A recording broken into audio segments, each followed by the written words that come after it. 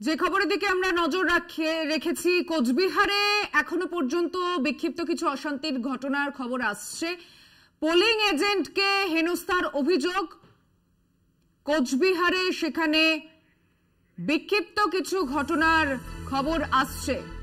নিশীথ প্রামাণিক তিনি অভিযোগ করেছেন তৃণমূলের বিরুদ্ধে, অভিযোগ ভোটে অশান্তি ছড়াচ্ছে তৃণমূল।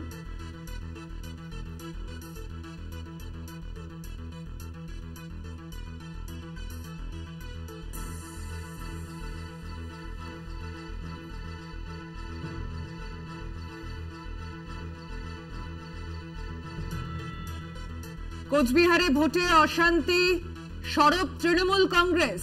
নিশীথ প্রামাণিকের বিরুদ্ধে অভিযোগ তৃণমূল কংগ্রেসের, ভোটে অশান্তি ছড়াচ্ছে বিজেপি, এই অভিযোগে সরব হয়েছে তৃণমূল। নিশীথ প্রামাণিকের বিরুদ্ধে কমিশনের কাছে অভিযোগ। নিশীথের নেতৃত্বে কোচবিহারে হিংসা ছড়ানো হচ্ছে, এসব দেখেও দেখছে না কমিশন, এই অভিযোগে সরব হয়েছে তৃণমূল কংগ্রেস কোচবিহারে।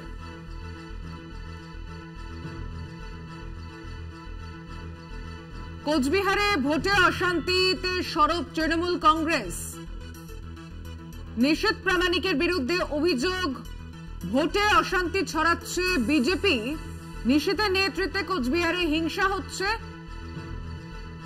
সরব হয়েছে তৃণমূল কংগ্রেস, এসব দেখেও দেখছে না কমিশন, অভিযোগ তৃণমূল নেতৃত্বের।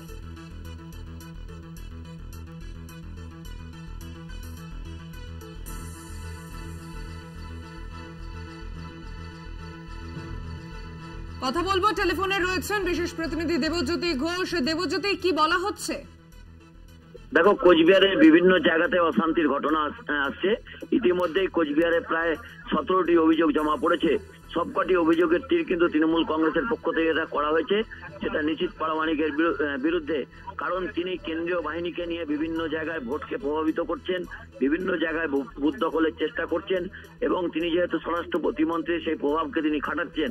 এবং তৃণমূল কংগ্রেসের পক্ষ থেকে একাধিক নেতৃত্ব সরব হয়েছেন, এবং ওই কেন্দ্রের তৃণমূল কংগ্রেসের প্রার্থী জগদীশ বসুনিয়াও কিন্তু ইলেকশন কমিশনের কাছে অভিযোগ জানিয়েছেন, এবং রিটার্নিং অফিসারের সঙ্গে তিনি একাধিকবার টেলিফোনে কথা বলেছেন। যেভাবে নির্বাচনকে পরিচালনা করার চেষ্টা করছেন নিশীথ প্রামাণিক, তার বিরুদ্ধেই কিন্তু তৃণমূল কংগ্রেস গতকাল থেকেই অভিযোগ করছিলেন। এবং গতকাল থেকে তৃণমূল কংগ্রেসের যে অভিযোগ ছিল যে স্বরাষ্ট্র মন্ত্রকের প্রভাব খাটিয়ে তিনি বিভিন্ন জায়গাতে প্রভাব সৃষ্টি করছেন, এবং সেই মতোই কিন্তু কোচবিহারের তুফানগঞ্জ সহ বিভিন্ন জায়গাতে, মূল কোচবিহারের 6 নম্বর বুথ থেকে শুরু করে বিভিন্ন জায়গাতে বিজেপির বিরুদ্ধে অভিযোগ উঠছে, এবং সবকটা জায়গাতেই একেবারে নিশীথ প্রামাণিক সামনে থেকে নেতৃত্ব দিচ্ছেন। অর্থাৎ বুথ ক্যাপচারিং থেকে শুরু করে বিভিন্ন অভিযোগ কিন্তু ইতিমধ্যেই তৃণমূল কংগ্রেসের পক্ষ থেকে করা হয়েছে। ইতিমধ্যেই কিন্তু নির্বাচন শুরুর পর থেকে প্রায় 4 জন তৃণমূল কর্মী আহত হয়েছেন বলে তৃণমূল কংগ্রেসের পক্ষ থেকে অভিযোগ করা হচ্ছে।